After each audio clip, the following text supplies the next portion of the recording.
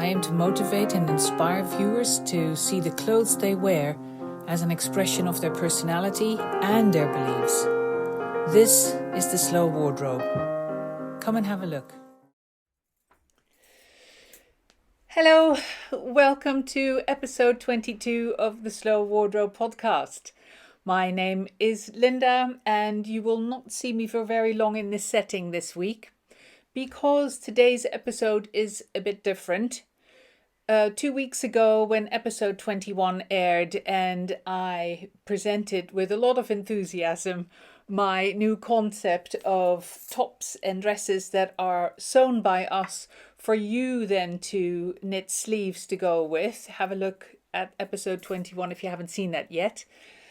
I hadn't realized, I then promised that I would spend a lot more time on that concept today, talking about that today, but I had also already scheduled an interview with Grace O'Neill from Babel's Travelling Yarns. Grace has got a really popular podcast. Have a look at it if you haven't seen it. It's really good fun. And Grace lives in Ireland, which is where I would have been last weekend when I interviewed her. That's the weekend of 13th and 14th of June. I would have exhibited in Woollinn, and Grace and I would have done a live interview there. That was the plan, the original plan. Then Corona came along, so we weren't in Dublin, but we thought, why not do the interview anyway? One of the reasons for doing the interview is that Layer Cake is sponsoring Grace with her podcast this year. Grace is a bit of a hero from my perspective. She bought a layer cake a couple of years ago, and then every time I saw her, a picture of her or a video of her, she was wearing it. So I knew she really liked it. And that brought on the idea of sponsoring her work in the fibre community. It's not actually her full-time work. She is a full-time radiologist, and she does all her other activities, her podcast, her spinning, her weaving, the courses that she teaches, the retreats that she organizes. She does all of that next to what has turned in our new Corona world into a frontline job. So a lot of that, of course, has had to go on hold because the job comes first and saving lives comes first, as you well understand. And it's giving her a chance to evaluate and see what she wants to do in the future and what she wants the future to look like. That's all the kind of stuff that we talk about. We get really silly as well, I'm afraid. I can't do these things without getting silly. So I apologize for not having more to say this week yet about the new concept with the sewing and knitting combinations. More about that in episode 23. This episode is airing on Friday the 26th of June, which of course is also day one of Woolfest. The show Woolfest up in Cumbria, where I would have been exhibiting as well. And of course, for obvious reasons, can't be. The day before this airs on Thursday, I will have done a short video on the Facebook page, the Woolfest Facebook page. So if you haven't seen that and you're interested, have a look at that, just to talk about any special activities that we have, that we had planned for Woolfest, be it layer cake or tall yarns or new products and special offers and special things that Sharon from Five Moons has planned and would have been on the stand with me as well at Woolfest. So if you can't find the video or you've already seen it, then by all means feel free to have a look on the website, because of course all the specials are on the Slow Wardrobe website. For now, I hope you enjoyed the interview with Grace. It was so much fun. I'm sure we will do that again in the future. And I'll see you again in 2 weeks from now for episode 23. But for now, enjoy chatting with Grace.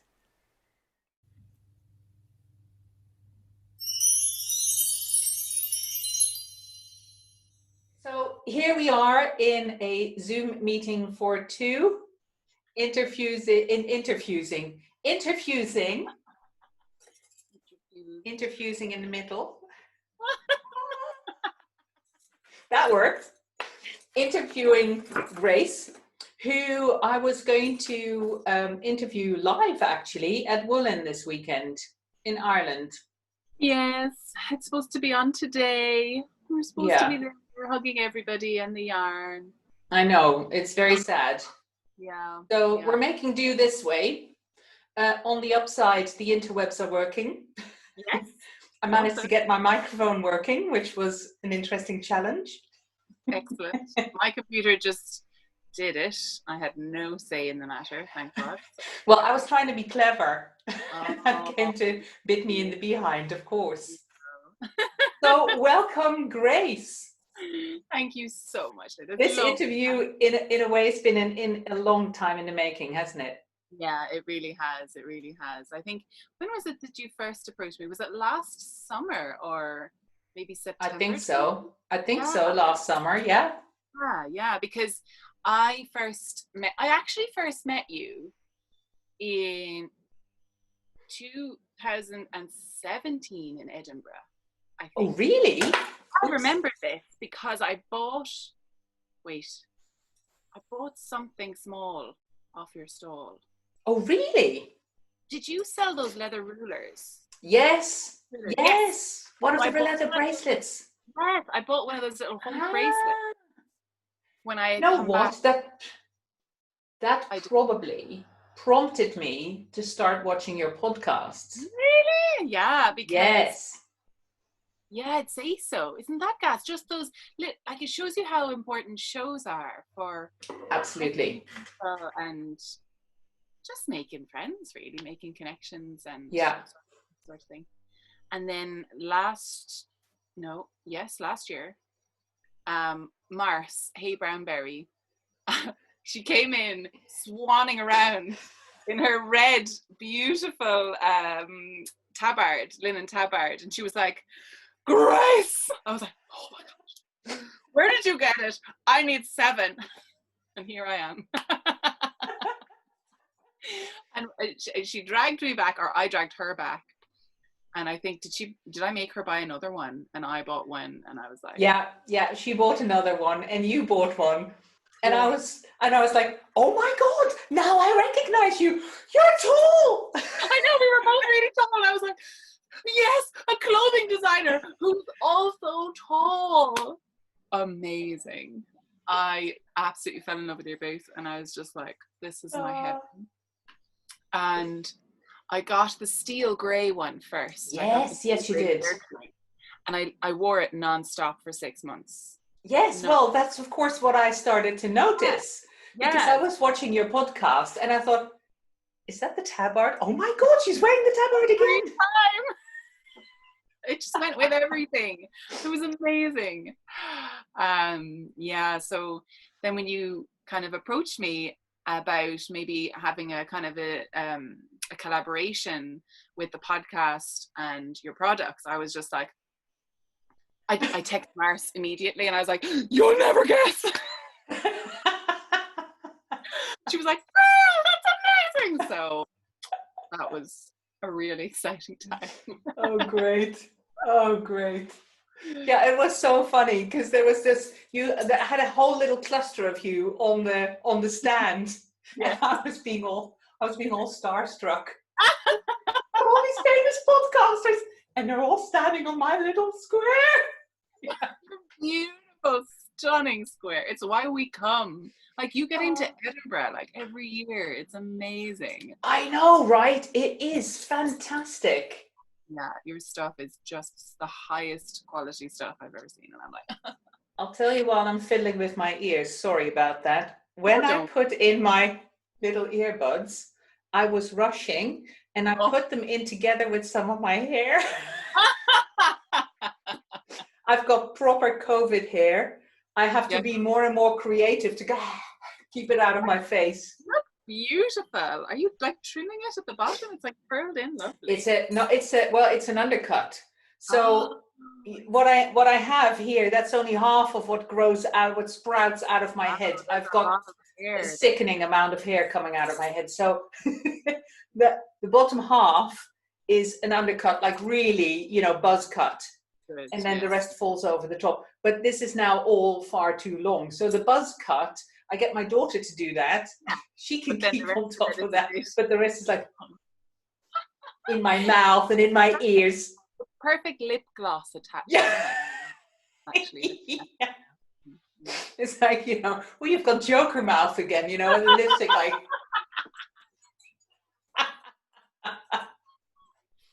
So my hair is now super long. Oh my gosh, it is as well. Oh, it's on its way to your waist.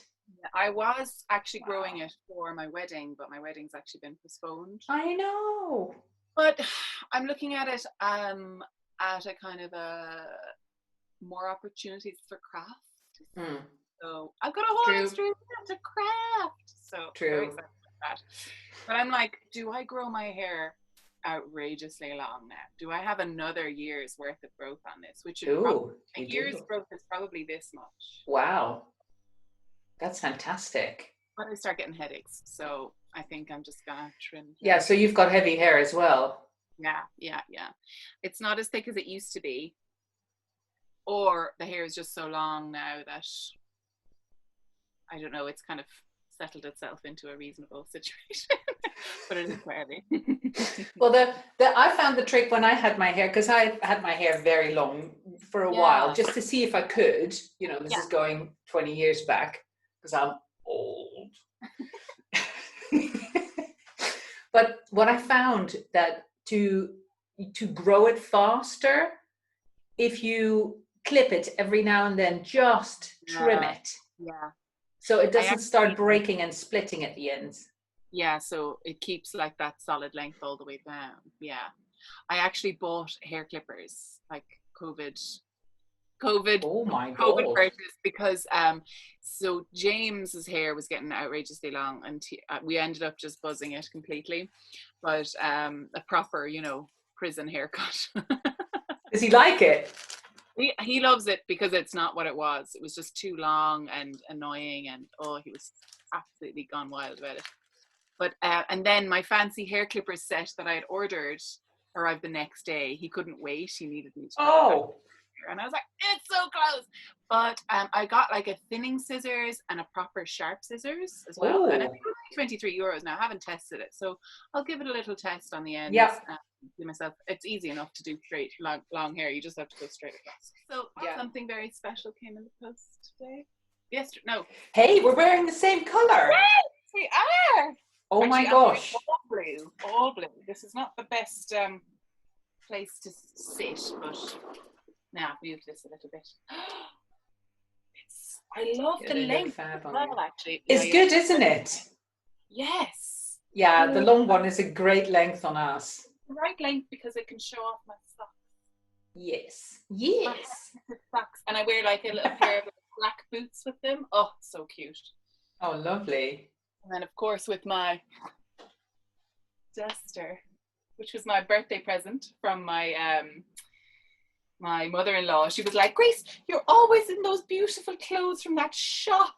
Can I get you a voucher? And I was like, no, like, we kind of have this sort of like relationship. And she's like, I know I'm getting it for you because they're fat. Oh, I need to put mine on as well now. Yeah, so we're like matching. It's like we're going to wizard school. They're properly matching. Oh my gosh. Mine is a play suit rather than a dress, but yes. Matchy on the garments. And you've got the long one, but there's also that lovely short one which cuts you right there at the waist. Yes. Really, really. I haven't actually tried wearing the short ones yet. Yes. Just we tried one. We made a trial one in the small check fabric that we have. I saw that. Well, I think I saw it. Did you put it up somewhere? Yeah. That's up, and those are for sale now. And we found out that the fabric is so much heavier. that, because of course, you know, until the duster, we didn't make anything out of the linen with sleeves in. Yes.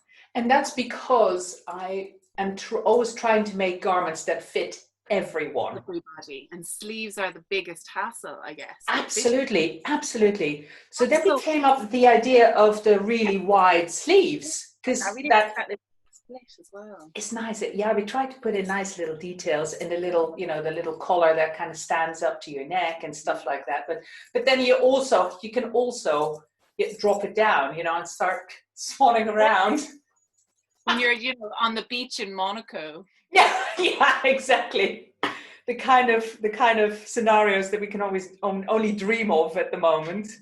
When I first got it, I literally loved it so much. I went into the farmer's market wearing it, and I just felt like a superwoman. Yeah.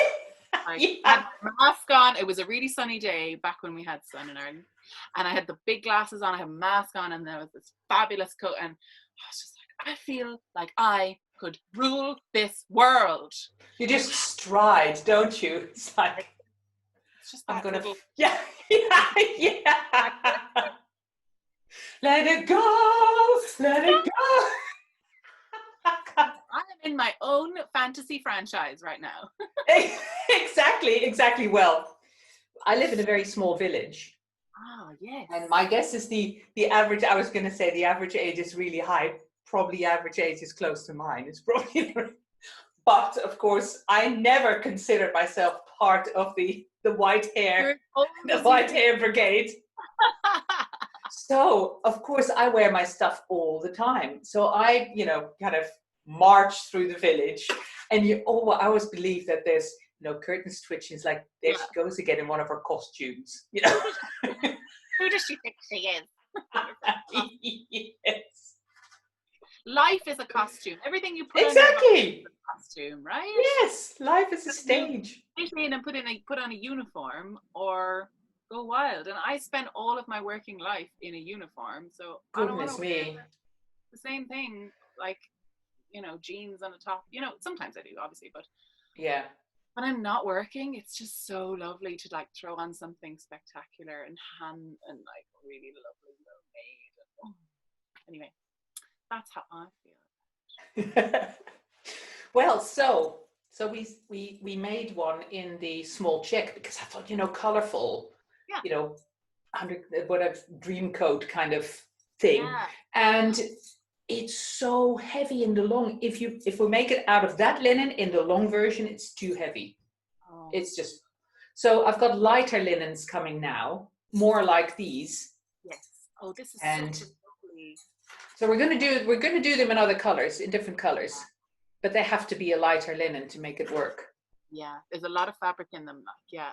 Yes.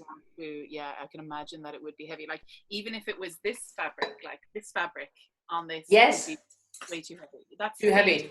That's the same weight, isn't it? It's the same weight. That's the same weight as the small check. Yeah. Yeah.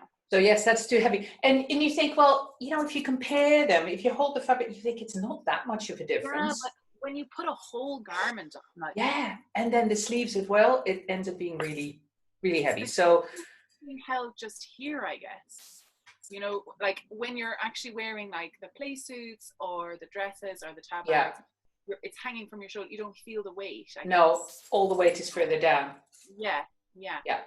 So this is kind of, it has a potentiality to slip off, and then the sleeves, then they would be heavy, all right. Yeah, absolutely. But yeah, it's really interesting to, you know, it's a whole little world to dive into. Yeah. Which I do on a daily basis. But tell me a little bit more about your daily world at the moment. Okay, so in case your viewers don't know, I am a full-time radiographer in real life. And that means that I work in the hospital, in a really big hospital, and my work is normally like 37.5 hours a week, and then additional extra hours. But during COVID, we have tripled our on-call, which means that normally I might have a night every 3 weeks, every 4 weeks maybe, But during COVID, I have a night pretty much every week, if not twice a week at the moment. Oh my goodness. And I am so tired. I did my final night last night for a week. So that's so exciting. Oh my goodness. So yeah, at the moment my life is working, sleeping, eating a lot. And knitting. I've got one COVID project which I'm currently working on. It's just like it's in a bag in my work bag. I actually leave it in work. So I only work on it in there when I'm on nights or when there's a bit of time, if I'm just like on a break. It's something that I use to just like, do you know when you just need to ground yourself when things are crazy? And with just the feeling of the knitting and the, you know, the comforting, satisfying emotion, it just helps me kind of just like settle back down to, okay, you can do this. If you can knit, you can do anything. Look, this is so complicated. Kind of, it's very simple, but there is a bit of lace in it, so you do have to think a bit. But it's not. I've managed to kind of. It's a nice way to kind of just disconnect a little bit. Mm-hmm. But that's literally all I'm doing when I'm working. So, like, no, it's kind of. It's a funny couple of months, isn't it? Because I had so much planned this year. I had taken on a huge amount of projects. I had 2 retreats that I was going to run. I was also going to start up back dyeing yarn again. I'd stopped for a couple of months, or probably about a year. And I have loads of stock of undyed yarn waiting for me, but literally I haven't managed to get back into it at all. But you know, there's always the future. I don't really, you know, it's all there for me. That's the great thing about all these things, that it's not like gardening or food. Like food goes off, or you have to eat it immediately, you know, or you have to cook with it immediately. Or gardening, you know, if you run out of time in the season, then you can't plant, you know. So yes. Whereas yarn, it'll always be there as long as you mind it in like plastic bags from moths. And you know, these projects they're long term. It doesn't matter how long they take. So just knowing that they're there and for me when I come back to it is nice. It has meant that my so I was doing kind of weekly live podcasts. And podcasting is probably where I do most of my creativity. That's where I do most of my creativity online. Right. As well, like as a business. I did do the dyeing yarn for a while, but it was taking a lot of time, and I kind of got into the retreats then. So everything is kind of, I suppose, what do they say? If you want a job done, give it to a busy person. And I don't have kids, so that's what I always say when people tell me, oh my God, how do you manage to do so many things? And I'm like, literally, I do not have children. So once I stop work, I can come home and do something else. Like that time on my own.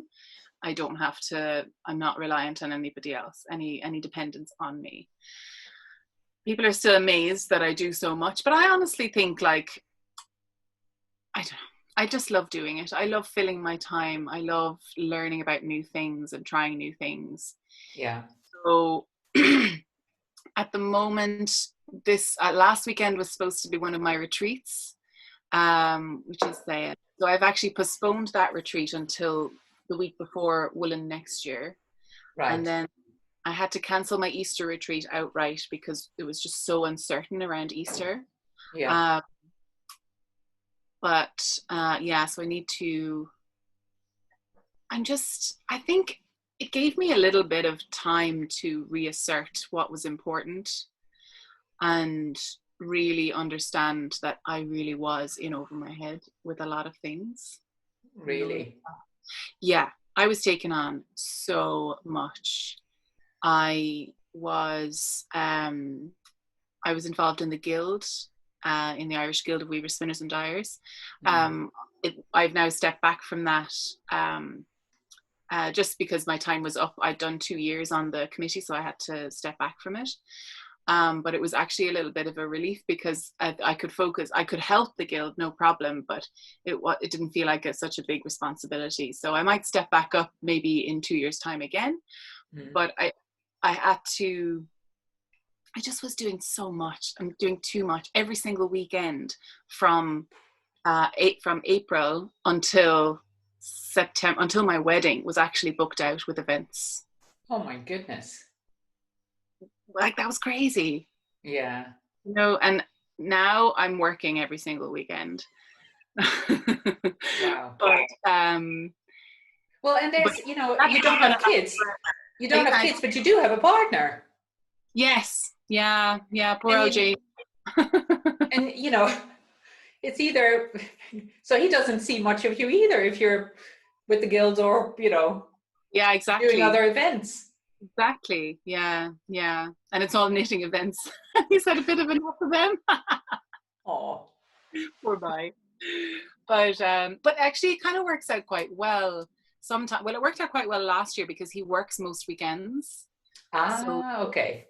Or anyway, so okay. I'm also working every day. So it's like that work-life balance was completely gone. Didn't have any, really. So at the moment, I'm not grateful that this has happened in the world, but it's given me a big chance to reframe and rethink about what's important. And well, it's really interesting that you say that, because when the whole thing first, when the whole lockdown first came, and we got over the first week of kind of reeling, I think everybody was so, the whole world seemed to be holding its breath for a little bit. And then, but when I came back from that first shock, if you like, I remember saying to Peter, my other half, it's like, you know what? If we are in a situation that there are going to be a large number of people losing their lives over this, then rather than feeling paralyzed, I'm going to try and turn that around and make it worth something, make it getting something positive out of it. So in my case, it was like, right, I am going to do everything I can to not lose my business, because in my case 50% of my business was the shows, and of course they've all been wiped out. Yes. And with 50%, and I'm so tiny, I'm a little one-man band. Yeah. So I'm so tiny that with 50% of the business gone, it's not a viable business anymore. So like, not only I'm going to try and do what I can to keep the business going, but I'm actually going to try and come out of it better than I went in. Don't know how I'm going to do it, but I'm committing to that. Yeah. And the other thing was just committing to self-care at the same time. It's like, my business needs to be better at the end of this, and I need to be better at the end of it, so that I don't end up shoveling myself under the grass in the process. Yeah. So also, like you say, it's a wonderful opportunity to evaluate and prioritize. Yeah. The thing is, as well, with COVID, if your immune system is low. Oh, yes. Then you're that much more susceptible. It has completely changed the way I think about illness and self-care. Because, kind of before this, I was kind of like, self-care, I'm having fun, aren't I? I'm going to all these things, I'm doing all these things. Sure, that's self-care, isn't it? I'm meeting all these people, and it's so much fun, and I enjoy it, and I'm putting stuff up online, and I'm interacting with loads of people. I'm getting lovely feelings out of that. That's such a good point. But then that's not self-care. It's actually not. It's lovely, it's super fun, I love it, but like, it actually made me realize that self-care means sleeping really well. Yeah. Not doing a million nights. That'll be soon, hopefully. Yeah. Hopefully, de-escalation in July, maybe. And like, that's such a good point. The most important thing, and if you work yourself ragged, of course your body's going to pack in, your immune system is going to drop, and okay, maybe a business, you know, like for yourself, it's a completely different thing to me. But I can imagine, because I did lose like all my like I lost a significant amount of money, but it's not a big deal because I have a full-time job. You know, I have this other job which, you know, I'm doing more shifts with, so I'm actually getting more money. And then how to turn that around to support businesses which are struggling. I find that that's a bit of my responsibility as well, because I feel a bit guilty that I'm working through everything. But I'm trying to leave guilt as well. Guilt is not self-care. Guilt is not self-care. No. And there doesn't seem to be any positive side to it. It's like, you know, and the positive intention behind that guilt is what? Can't find it. Yeah, martyrdom. Yeah, exactly. And martyrdom doesn't look good with a duster. No. I need to be around for a long time to show this baby off. Yeah. So it's really interesting seeing that small business side, you know, because I had to effectively just shut doors. I was like, not now. That's a later job. That's a job for later. And setting boundaries was really healthy for me, but I could do it. And people like themselves, like small businesses, like big hit, you know, like thank goodness you're operating online. You're like, your post office is like right down the road from you. Yeah. Still like work on that process. But how has that been? Like that must have been difficult to, you know, obviously you say 50% of your business is with shows. So that's really tough to kind of come back from. Yes, it is. And it's quite easy to kind of just get caught in the panic around that and feel paralyzed and think, how you know what I'm going to do. I'm not going to meet new customers, and I'm not going to see my regular customers and whatever. But because I had oh, my little light has just died. Oh. You still look grand. But it runs on batteries, so my guess is that the battery is empty. So what I can do is turn towards the window a little bit more. I'm actually in the little office, home office, my husband's home office. So now I've got some light coming from outside rather than being half in the dark. I know, I've got a bit of a mystery going on. Yeah, my mysterious side. Contour. Yeah. Yes. Vogue. If I look like that, it's even better. I was trying to raise the laptop up a bit. That's much better. But yeah, good from above. Oh, I must do that. Always from above. This is your selfie. Yes. Yeah. I can't come from above because then you. Yeah, I know, you're like. Same. Yeah, so I thought, you know, rather than just be completely rabbit in the headlights, I thought, okay, well, I'm doing these podcasts, which I was struggling to put one out every like 4 to 6 weeks or so, I think was my average. And I was struggling to do that. And I did newsletters, which was same thing once every 4 to 6 weeks or so to existing subscribers. And I thought, well, if I can't reach out to people at the shows, then at least I can see what other ways I have left to reach out to people. Well, a website is just static, it's just there. But of course, there's Instagram and the podcast and the newsletter. So I kind of threw myself into those. So what I'm trying to do in terms of newsletters and podcasts is alternate each week. So one week I put out a newsletter and the next week I put out a podcast. Yeah. So there's a lot of work involved, you know. Oh my gosh, isn't it just? It's a lot of work, but it's also a lot of fun. And what I have realized with the shows not being there is how much of a treadmill the shows are and how much exhaustion results from them. It's just something that you just do it, right? Because you're in that kind of It's what you do. They are fun, but they are exhausting. Oh my gosh, so there's weeks of preparation, then it's actually getting up there and building the stand, then delivering the show itself. Then you have to break it all down. Then you have to come back, then put everything back out in the studio because we pack up everything, put everything back out, then deal with the aftermaths and the orders that you come back with. And then by the time you've recovered from that, you have to start planning the next one. Yes, and then you have to do all of your inventory, find out what was sold, find out what didn't, make everything, know. Yeah. So that's quite a treadmill to be on. And in the summertime, there's a show every weekend. I know. Well, I tend to only do like 6 or 7 shows a year. I find that I can't deal with more than that. No way, that's a lot.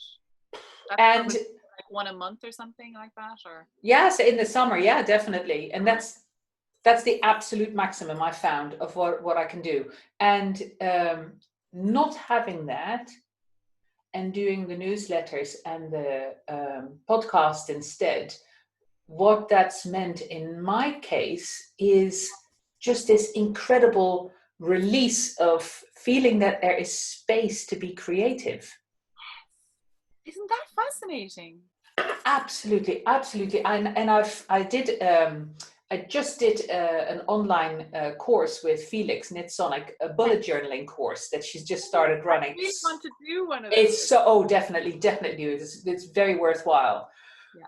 So the fact that I started that and I wasn't sure what to put in it but the upshot of it is on the creative side is that as soon as I think of anything now, I immediately write it down, because at my age, I have to be careful that the ideas don't just go straight through you. I'm convinced I have lost several brilliant ideas just through the soles of my feet. Oh yeah, wander on, never. Yeah. So I write everything down now, and I find that extremely useful, not just to remember those ideas, but then looking back at those ideas, spark off new ones. Yeah. It's a real upward spiral, I've found. It's a state of flow, isn't it? Yeah. State of creative flow. And I feel like Absolutely. I am in the middle of kind of designing a project, designing a pattern, my first ever pattern, which is a bit crazy of me to do, but I've completely stalled on it. Have you? And it's because I don't have any space for that creative flow at the moment. That's the thing with the extra shifts that you have and whatever. There's just a limit to how much you can pack in. That's it. I'm not beating myself up because no. I have a limit, and that's okay. Yeah. Absolutely. I don't have the brain space for that. I miss it. I do miss it, and I have been trying to access it again through things like the morning pages from the Artist's Way, or but I just can't keep up with it because I have no routine at the moment. And that's also fine. Yes. You understand why it's happening. Right, exactly. It's useful. Me right now, which is fun. And kind of coming to that realization that I don't have to do everything all the time. It helped me a lot. I know. I love that you have now got this space for creativity. Yes. Because it really wasn't until those shows got cancelled that I realized how caught up I was in that, circular repetition of the flow of the shows, and how much of me that was eating up, if you like. And it wasn't until that fell away that it's like just all this opening up and just this freedom. So in terms of creativity, oh my gosh, not enough now. So now I'm back in the situation of not enough hours in the day, but for a very different reason. Different reasons, and so productive though. Yeah. Yeah, very, very productive. In the creative sense, definitely. Yeah. So have you had any issues with supply for your fabric? Oh, absolutely. Of course. I mean, that's how the dusters came along, really, because yes, that was in a very roundabout way. Going back to the point of saying, you know what, I want to come out of this better than I went in. really put me in a frame of mind where, for example, with the fabrics, I was running out of the regular fabrics, of course, because the factory where they're woven for me was in lockdown as well. So it's like, okay, I need to work with what I've got. What have I got? And I found some fabrics like this one that I had bought in the past, thinking, oh my gosh, that's such a fabulous fabric. I don't know what to do with it yet, but I'm going to do something with it. So, And, stash. yes, exactly. Fabric stash. Yes. So this one and the gauzy taupe fabric, same story. We just had those fabrics lying around. It's like, well, what can I do with that? And a garment like this, a duster garment like this, had been, in the pipeline at some point, but just never any time and mind space to actually flesh it out and do something with. Beautiful. So that's where and now, just for the last I think it was about 2 weeks ago, I heard that the factory was starting up again. So, and I had just, when we went into lockdown, I had just given them a big order, which of course they then couldn't produce. So they are weaving that big order as we speak. So as of next week or the week after, we'll be flush with fabrics again.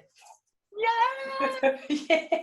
So, and again, in the process of kind of catching up with the factory, I discovered that there are one or two other qualities that they actually keep some fabric in stock of, because the quality of fabric that I use for layer cake is custom woven. But they have one or two lighter qualities that they keep in stock. So that meant that I could order some lighter linens from their stock, which are in the process of being shipped to me at the moment. Already made. Lovely. So that, and again, that I would not have known that if the hiccup in the supply hadn't been there.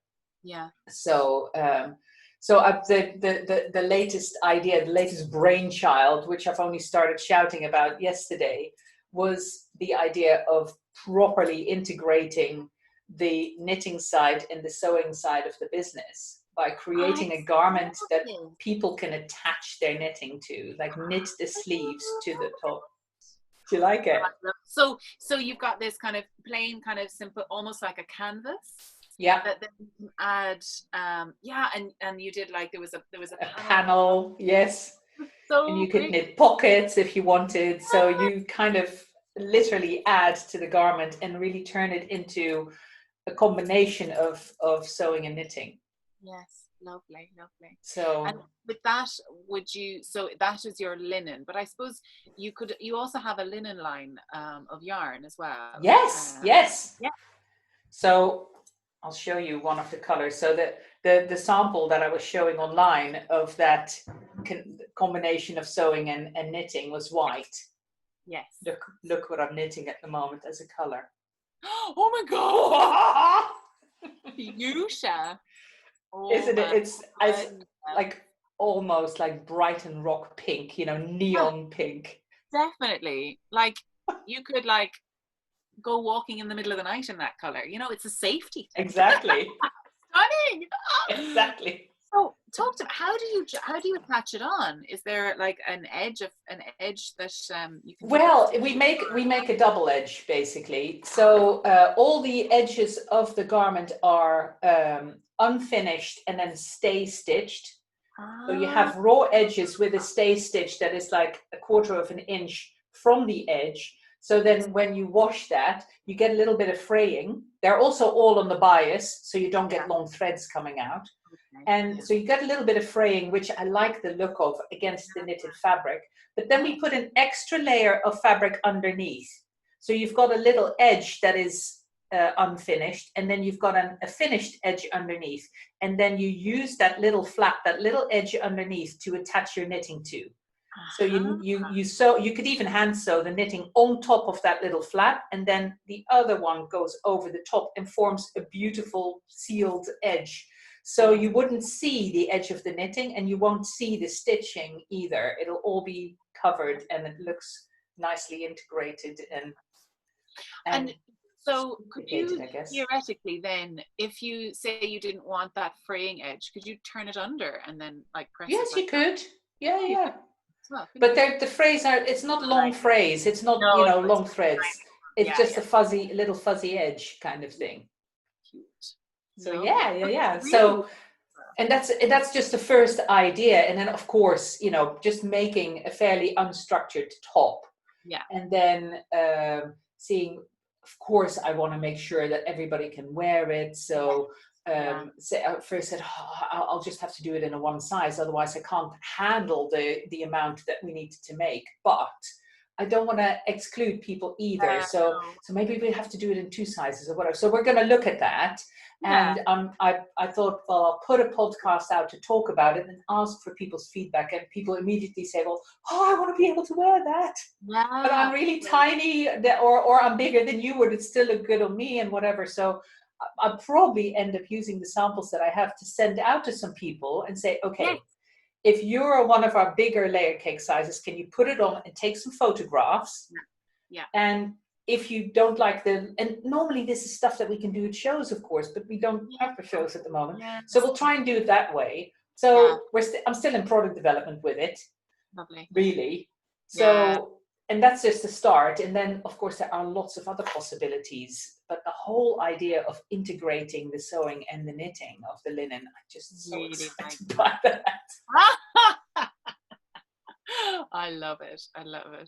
That is really nice, because there's something about, this lovely kind of, so I don't know if you might have seen this, but I have this lovely, actually, cardigan that I knit out of alpaca from Australia. Ooh. I think it was like merino and alpaca 50-50.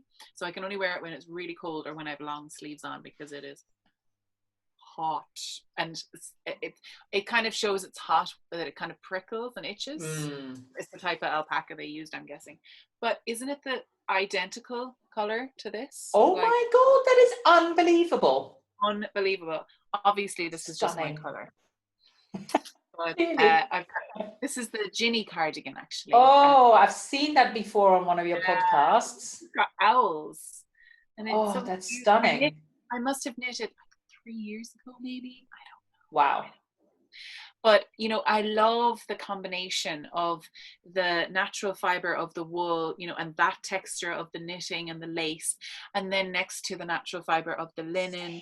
And, just, I love these kind of flat, kind of solid curves. And then it's just such a beautiful base to like layer everything on. And having a garment which actually involves the knitting as part of it, I love it. Do you know what? I have a project which, it's basically my woven. Now this is woven linen. This isn't exactly the same thing, but this is this is my pride scarf. My gosh! Oh, that is stunning, Grace. Beautiful. I was thinking about your gradients and doing. Wow! Yes. Maybe something like that. Anyway, but what I wanted to do was make this. I only have a 16-inch rigid heddle, so it's quite a small little bloom. That's the width of it. So I can't really do a t-shirt because I'd have, side boob action, which isn't perfect. And then I was like, I could pick up stitches or add stitches somehow, like you're talking, and just knit a panel sideways. Absolutely. Yes, you can. Of course you can. God, of course. What a good idea. Yeah. I think I want to keep this as a scarf, but it would be actually super cute as a t-shirt, wouldn't it? It would be. And I'll tell you what, if so your loom is 16 inches wide. Yes, yeah. Okay. So I get about 14.5 inches off it because it shrinks. Right.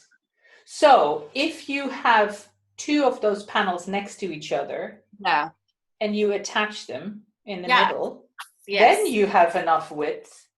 Definitely, and I have done that before, but the issue is making it long enough to have 4 of those panels, and that can be done. But I have other things that I already have at the moment that aren't quite long enough to do that. I see. So, because then you get a lovely little cap sleeve situation. Yeah. It kind of, you do a little V maybe. Yeah. And I've done a couple of those. And they're lovely. Nice. They're really nice. They're basically just boxes, really. Yeah. With holes. Yeah. But they're beautiful. They fall so nice. I mean, they're probably the original type of garment, really, if you think about it. They're very simple, elegant. I love it. But yeah, cool. I really love the idea of doing the combination with the knitting with that. Yeah. Do you have more of that yarn? I used all of it. Actually, this was midwinter yarns in her Lithuanian linen. Like. Oh, right. So it's a linen. That's a 4-ply linen. Yeah, 4-ply linen. Yes. What's your linen actually? It's the same kind of linen, but it's a 3-ply. Oh, it's a 3-ply. Yeah. So the midwinter yarns it runs about 400 meters per 100 grams, and mine runs 600 meters per 100 grams. That means I can get more yardage. Yes. Yes. Because this was, I think it was 120 grams of the Lithuanian linen, maybe, because it was the rainbow pack. And then it was 1 skein of the linen in this navy color. Yeah. But only 1 of them. And look how much it did. Yes. Fantastic. So the whole thing was 220 grams. Wow. So I could get a lighter fabric with your linen. Yeah. And for it to go farther. Yeah. Very nice. Very nice. I'm getting ideas now. I haven't woven in ages as well. My loom is empty. It's looking at the wall. It's really sad. But no, it's fine. We'll fill it with some 3-ply linen. Yes, I'd love that. That'd be so nice. The one thing about weaving with linen is you have to keep it wet. Do you? Yeah, you have to spray it or have it in a really humid environment. Oh. I'd love to. I learned about this in a mill in Northern Ireland, in Lisburn. No, maybe Lisburn. I can't remember actually. But they have. I had no idea. Yeah, and it's because it's quite a dry. When you're knitting with it, it is quite dry. Mm-hmm. When you're spinning it, you have to actually have it wet when you're spinning it, because it glues together. The natural glues in the fiber kind of helps glue it together. And it makes it more pliable. So when I'm weaving with linen, it's fabulous to weave it in a really hot spell in summer, and that's what I did with this one. It was June last year. And I had my spray bottle with water in it, and I would just spray my lap with the water, and so it was like really hot. Remember, did we have a heat wave last year? Yeah, we did. Yes, it was during that. So I was weaving linen in the heat wave, spraying. It was fabulous. It was absolutely lovely. But when I was starting off, I was struggling a bit now weaving with it on the hand loom, because it was just tight. I couldn't it wasn't it's not as bouncy as wool, obviously. No, of course not, no. But this has softened up so much. When it came off the loom, it was kind of cardboardy, but it's just softened up so much. Yeah. That's one of the advantages I find with linen. It's one of the reasons that I love it so much as a fiber, that you can really go to town with it. You can't destroy it. It just gets better and softer with age. I've noticed so that lovely. with my first layer cake, my silver one. It's beautiful. It's so soft now. Like, I wear it for warmth, because I wear it for warmth and I wear it for cool. Yes. Oh, it's so lovely, and I wear it for everything. I'm like not precious about it at all. I probably should be, but you can wash it. No, well, the thing is, exactly. That's the whole thing, is that you shouldn't have to be precious about it. That was the idea behind them, that they're hard wearing and you can just throw anything at them and they'll survive it. And that's why I'm it's worth the price, because you don't have to worry about it. Like, I feel like some people, when you go to Penneys or Primark and, you buy a top and it'll last you maybe, I don't know, 3 months if you're wearing it, a lot or whatever, and you just throw it out because it starts falling apart at the seams, or the little bits come apart, or even where the tag is sewn on rips, or something stupid like that. and you wear it because you don't care about it. Do you know what I mean? You don't care that it'll dissolve in your hands. So you don't care. And then if something is expensive, you will mind it. But then I'm like, I want to get value out of that. I don't want something hanging in my wardrobe that I'm not going to wear. Like, I've got a dress that I bought for a wedding, and like, it's nice, but I can only wear it for a wedding, and not a wedding in my family. And it's probably the only weddings I'm going to go to for a while. You know, it's such a waste, I feel, you know. Yes. I love the fact that I have no fear about wearing the layer cakes at all, because I know I can just clean them. That's fine. I don't even have to iron them. They just, I don't know, it's not even like some people. I got a question actually at the start when I started like showing off the ones that I'd gotten, and they were like, "Oh, do you need to iron them?" And I was like, "I have never ironed mine. Like, I'm very lazy." But like, if you take it out of the washing machine and you just hang it over the thing, they all just fall out. So I don't have any issues with that. Yeah, it's completely optional. Some people really like their linen crisp, and they like the feel of having it just ironed, but it's not necessary. No, that's totally personal. Absolutely. I've been literally living in this since it came on Friday, and there's a little bit of creasing here, but I haven't even ironed it. This is the crease from where it was folded. I really took it out of the package. I put it straight on my body. Well, the thing is with different linen fabrics crease differently, and that has to do with how they're woven. So, and you will recognize what I'm about to say because you're a weaver, that if linen is more tightly woven, then there literally is less space in between the threads to move. Yeah. So the more tightly woven the linen, the less it creases. Yeah.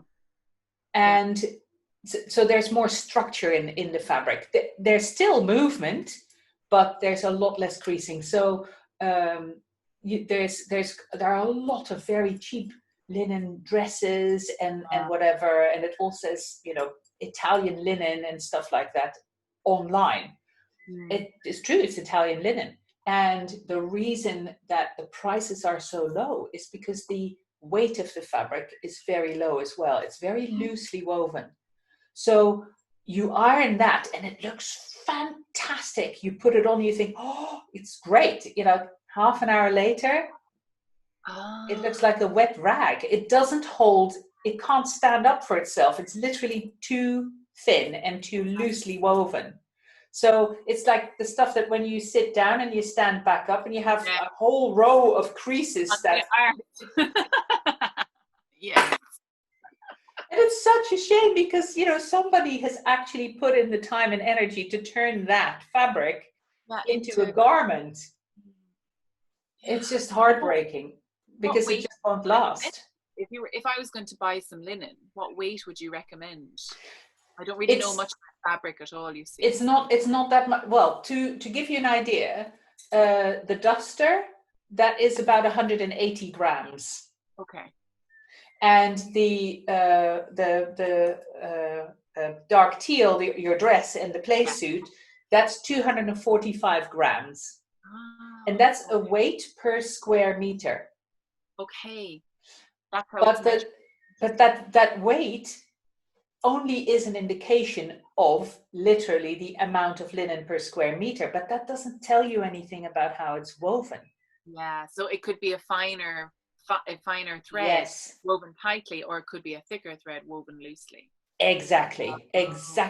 So well, you can actually see that quite easily when you look at your duster, that the threads are very thin and tightly woven.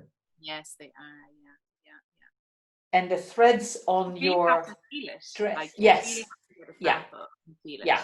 and that's the thing to look out for. So when you're looking at linen and you're looking at buying some linen, yes, the weight is important to understand how it's going to hang and how warm it's going to be on you. Yeah. But the tightness of the weave is just as important as the weight. Very interesting. And they wouldn't do anything like, they wouldn't tell you like, threads per inch or anything like that, threads per centimeter. You have to kind of. If you go to regular fabric suppliers and regular fabric stores and whatever, you ask that, and they just look at you blankly. They're not used to getting that detailed question. Yeah. Most people won't even be able to tell you the weight of it. They have to look it up, or they have to go back to their supplier to find out the weight. Mm-hmm. And if you go to better suppliers like Merchants and Mills, for example, Merchant and Mills do wonderful linens. They do beautiful linens, and they will tell you the weight. They will at least know the weight, not the threads per inch. They may be able to tell you. They don't have that advertised on their website, No. but they may be able to tell you, or tell you more about it if you would ask them outright. But so yeah, that's that. Really, your suppliers is very important. Yeah, absolutely.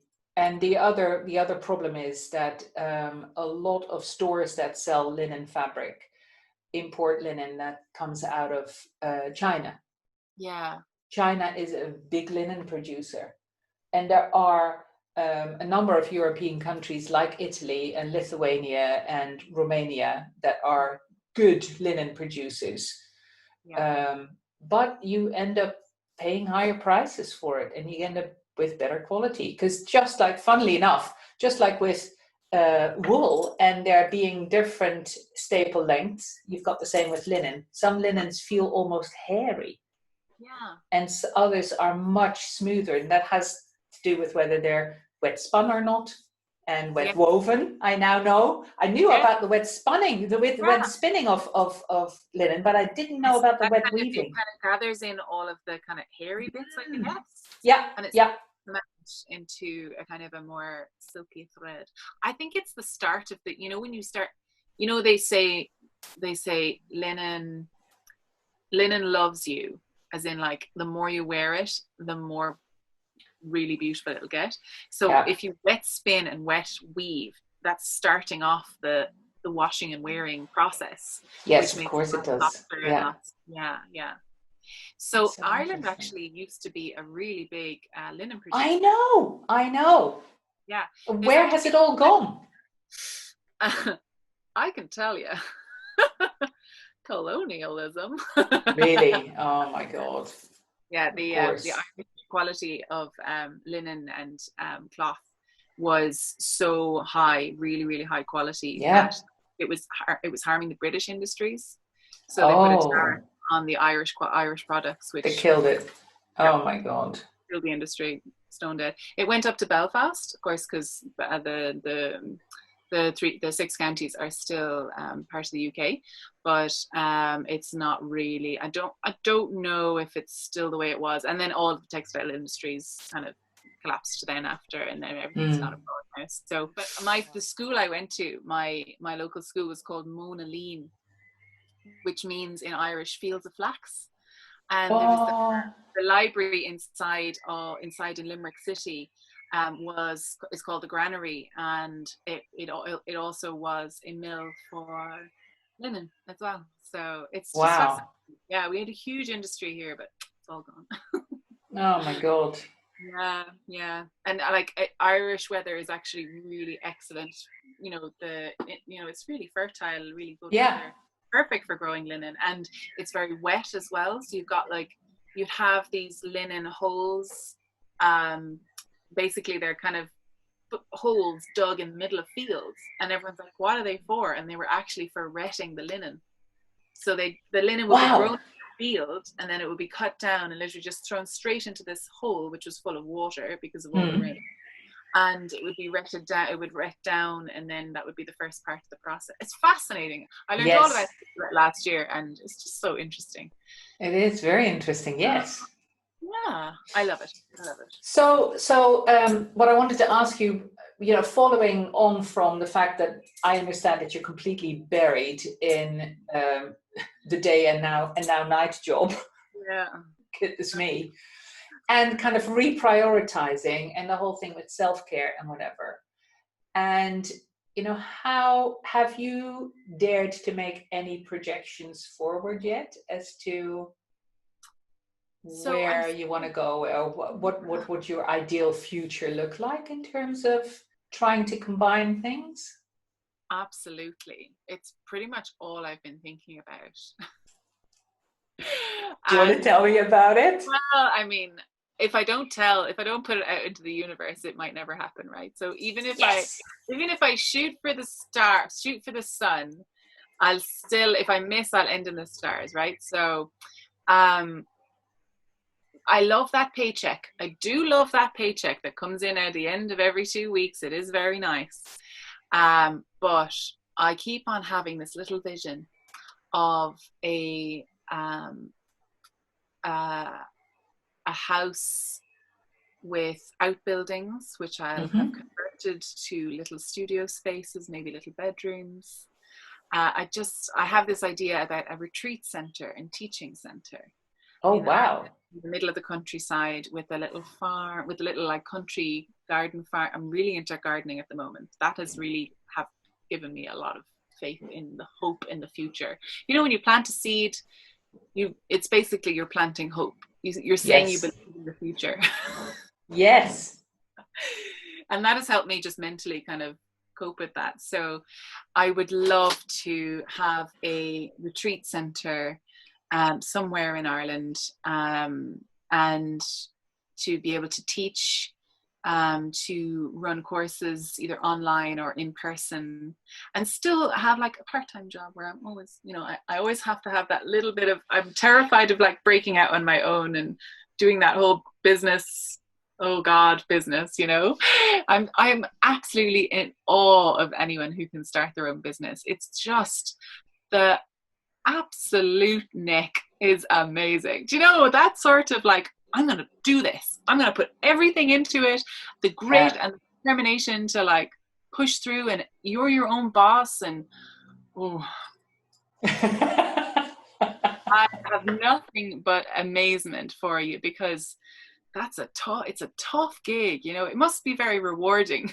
I don't know why you do it, but it is a tough gig, but of course I did it in my personal case, I did it on the back of a career in business where I worked in other people's organizations. I haven't always run my own business. I had yeah, a big time career, and literally dropped out of the rat race to have children, the typical story. yeah, And with that came, another moment like, I vow to do this, or I don't vow to do this. So, and my decision was that coming away from the last company that I had worked for, which was the Body Shop in yeah. Oh, toiletries and stuff here in the UK, it's like, I am never going to work for a boss again. I am never going to be employed by somebody else again, ever. So I came out of that and did the whole children thing, and then I thought, well, I'm not going to sit on my hands for the rest of my life. So I started to get restless quite quickly after having the I children. can imagine you're that type of person now. You're that type. Yes. So, and then through a set of coincidences, which of course in hindsight you think, yeah, those aren't really coincidences. I had a friend here in the village, and I did like a half-day course of machine embroidery or something like that with her. Yeah. And this was when my boys who are now 18, went to kindergarten, something like that, or like just childcare. Couple. Time back, yeah, basically in your Yeah. day. So I thought, one of their sessions I will use to pack in a couple of hours at this course. So and we're raving about it, and I got on really well with her. And then 6 months later or something like that, she was going to have a stand at the Knitting and Stitching show in London, and she said, I'm doing a course, but I only have a tiny stand. I'm on my own on the stand. How about, would you be able to come along with me? It was on like a Saturday, so my husband was doing the childcare. So would you be willing to come with me and just mind my stand while I'm doing the course? Yeah. So that's how that really started. So I went along with her. I've had an absolute ball, and came back thinking, oh my gosh, I wish I could do more of that. And really, that's where the idea started growing of what ultimately turned into my own little business. And that's now 12 years ago. So so I suppose it is little steps that just lead you on to where things are, you know. That's lovely, because I've been kind of visualizing little, like, I'd work maybe 2 days a week in a local small hospital, and then the rest of the time I'd be teaching, I'd be hosting events, I'd be dyeing yarn, I'd be doing creative things, you know. I think what I love most is the teaching. I think that's what I love, and that's why I get the podcasts. That's why I love the podcast so much. I see, yes. No, because I'm like chatting, I'm kind of trying to explain, I'm talking about, I don't know, I love it. And I think that it just brings me such joy when people are introduced to something and the fear of not being good at it, they overwhelm that initial fear of, oh God, that looks so hard, that looks so complicated, I'll never do it. And then just that little, well, she could do it. So I'm going to try and do it. Like the amount of people that have contacted me over COVID to say that they've bought rigid head looms because they're sitting at home looking at their stash, being like, I can't knit fast enough. Fantastic. I do messages and I'm like, yeah. Fantastic. It's just, I really enjoy that. So that might be something that, and I actually started teaching up in This Is Knit with Lisa and the girls in Dublin there before Christmas. I did, and just actually in March, like I think it was the week before lockdown, I taught a class on rigid heddle weaving, and so well. I really enjoyed teaching it. It was so excellent. Now the one before lockdown, because I had been obviously in hospital, I've been seeing this coming. I had seen what was going on, so I was like a little bit scared of teaching the class, like a little bit like, oh no. And then I brought up like all the like hand gel and stuff, and it was a bit of a thing, but I loved doing it. So I think that's probably where I might be focusing most of my kind of work, because I'm not sure if I'm a designer. Like I like to try lots of things, you know, and then find something I'm good at and work on that for a little while, and then maybe find something else. I think a long-term end goal for me is really difficult to pin down, because I am very easily distracted. I'm a skilled gatherer. So I just want to like continue learning everything for my whole life, and maybe passing on some of that to other people as well. And that might be nice. Well, you say, you know, is kind of shooting for the moon or shooting for the sun. I think it is really good and really helpful to formulate those ideas in your head. And I think the more specific you can be about where you would really like to go, the better, because it literally is like, well, if you don't know where you want to go, then you'll never get there. Whereas if you're, you know, I really do believe that our brains are wired such that if we effectively tell ourselves what gosh, this ear thing keeps falling out. Have I still got hairs in there now? I need a haircut. Can I have a haircut? Because my earpiece keeps falling out. Excuse me, this is it's a necessary service. A necessity. Yes. Sure. Oh my God. Anyway, so professional. Professional. So, you know, the whole thing with the I think our brains are wired such that the more specific we can be about where we want to go in the longer run, even if that's a long road and if it's a long journey, I think it will help inform, even unconsciously, every next small decision that you make on the way. Because you'll start seeing opportunities and being like, yes, Yes. Like, I suppose you can't, if you don't put in the address into Google Maps, it won't take Yes. you there. Exactly. Exactly. And I don't think it's as direct as like, well, I need to know now where I want to be next week. It may be I need to know now where I want to go in 5 or 10 years. Yeah. And the more specific I can be about that, and it's not, they're not the big decisions, it's all the little ones. And it's like, and that will in turn then inform the kind of stuff that you end up reading, the kind of people that you end up meeting. Out of all the different people that you meet, which are the ones that you have longer conversations with Yeah. and networking and whatever. So I think it ends up pulling that future towards you, but that future needs to be formulated Yeah. for Yeah. it to be pulled towards you. So the analogy with Google Maps is a really good one. But I think all the little different strands are much Yeah. smaller than just a plain roadmap. Yeah. Yeah. Yeah. Do you know what I mean? It all I gets a little know. bit airy fairy. I'm not very good at No, but it explaining does it, make but sense because your brain that makes a lot of sense to me, because I think when I'm thinking about it, it just seems such a big deal. Like,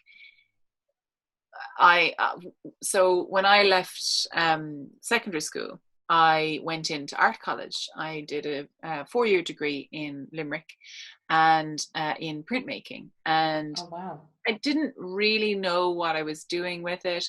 And then the recession came along in 2008, 2009, the year I was graduating.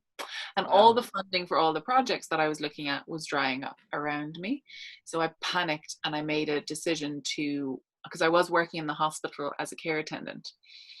And I looked around for the nicest job and I was like, radiography, I like it. It's visual. I can help people. But it's also creative because you're trying to find the best way to get, like, we had a patient in yesterday and he was very seriously injured, couldn't really move him at all. So he was just lying on a trolley and I had to get like all of these different angles to get the right images for them to be able to assess the injuries.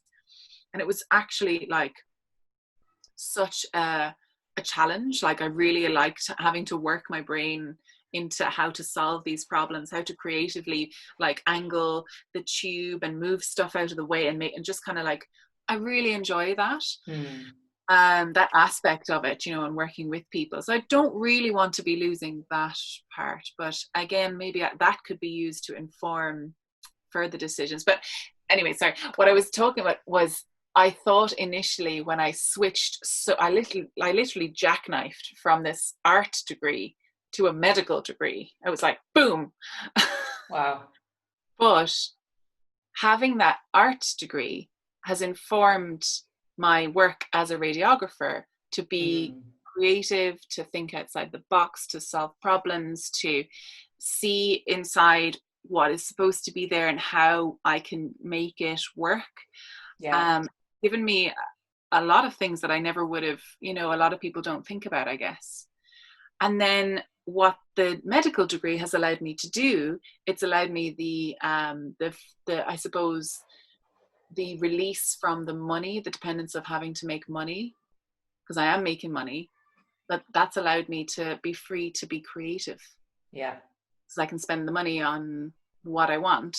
And it doesn't, like, I honestly feel like if you are financially strapped, you cannot be creative because you are in survival mode, which is a scary place to be. And it's really difficult to be an artist, especially now, if all of your opportunities have dried up. So I really feel that all of these little steps, even though they seem to make no sense at the time, and they were big leaps and they were a bit panic driven, but at the same time, I did come back to creativity. I don't think creativity ever really left me, even though I felt like during that medical, and during my medical job, sometimes I do feel like, oh, I just wish I could just be creative, but it actually is in a kind of a funny way. So, and I do enjoy it, and I do think that I do get a lot out of it, which means that I don't really want to lose it, but I kind of want to combine it somehow into this life.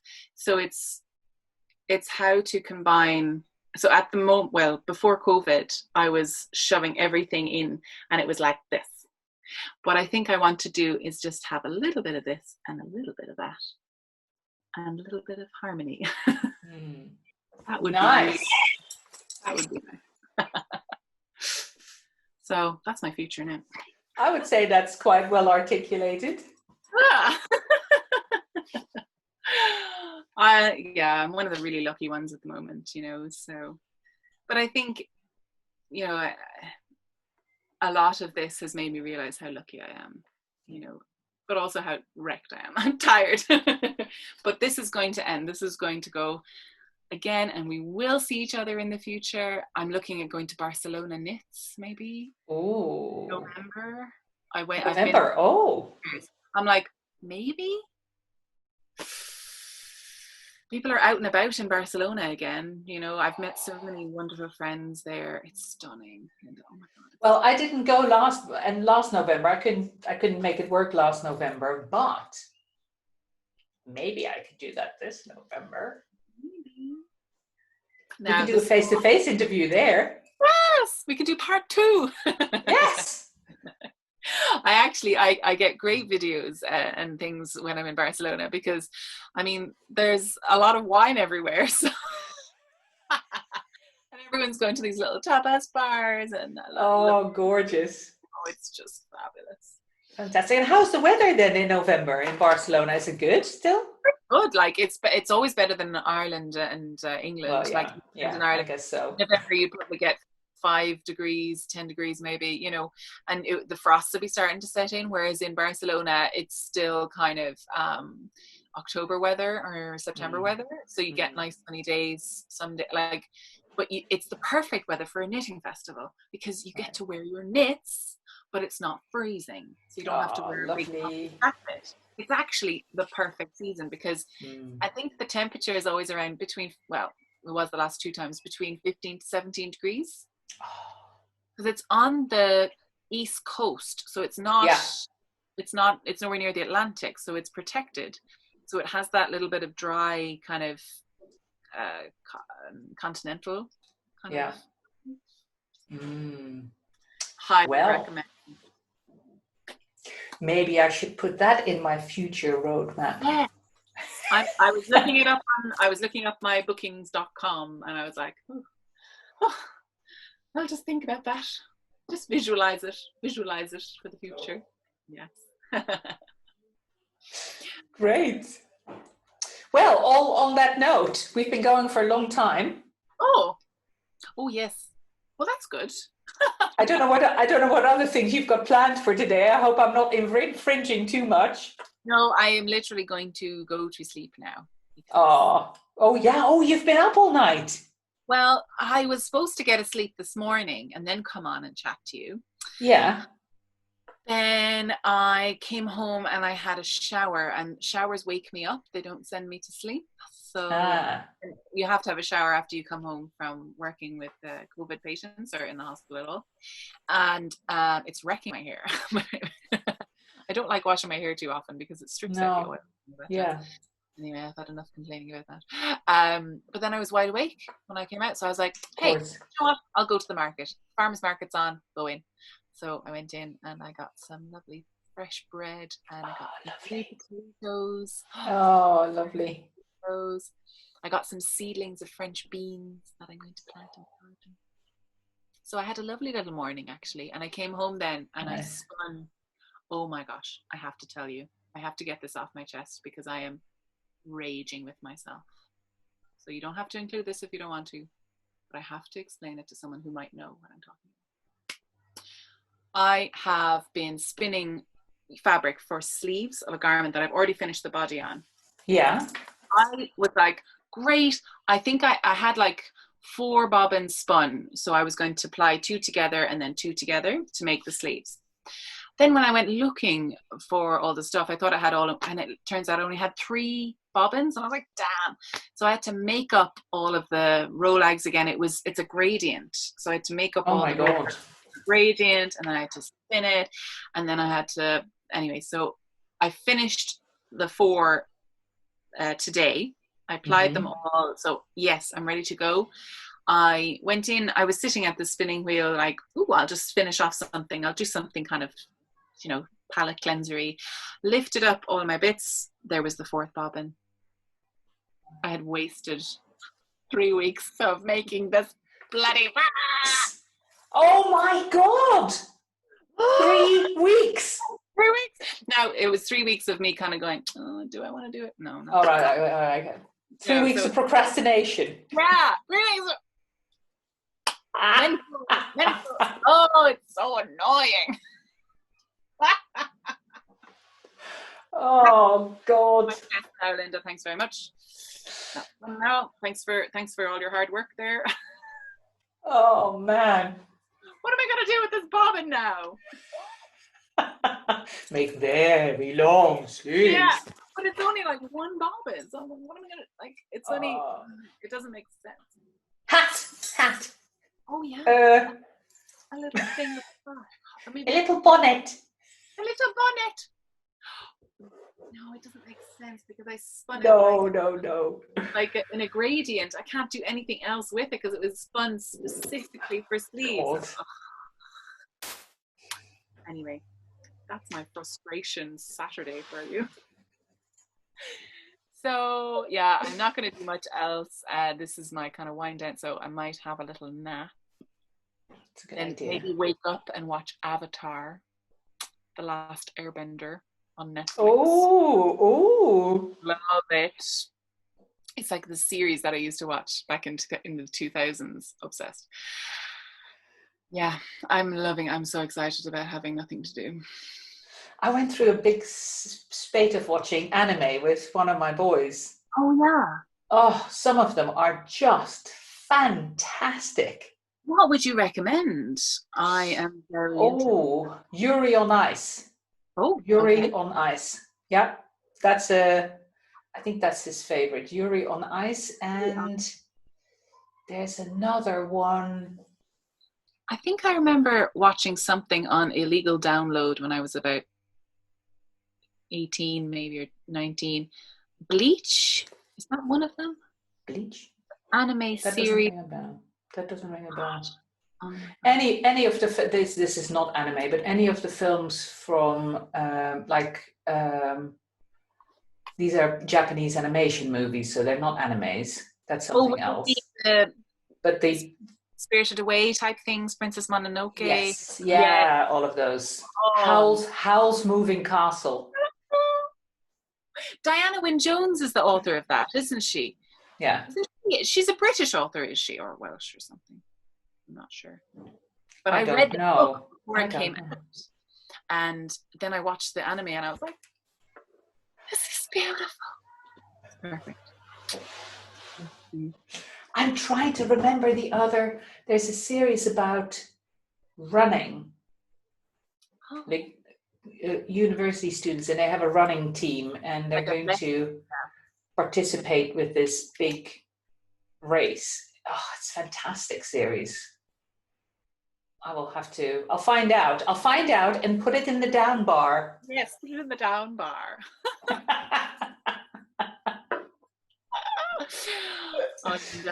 It's lovely chatting to you. I suppose we better wrap up. Yes, I really enjoyed this, and we'll definitely do it again. Absolutely. And maybe we should definitely do another Zoom one in the meantime. Yeah. Whenever we get together again, we'll do that. Because it's lovely chatting with you. God, it's fun. All over the shop. It was fascinating. I learned so much. Chaos is best. Chaos. It's the best way. It's the only way. It's how Exactly. Well, thanks so much. I better head off and make a cup of tea for myself and go to sleep. I love you, love.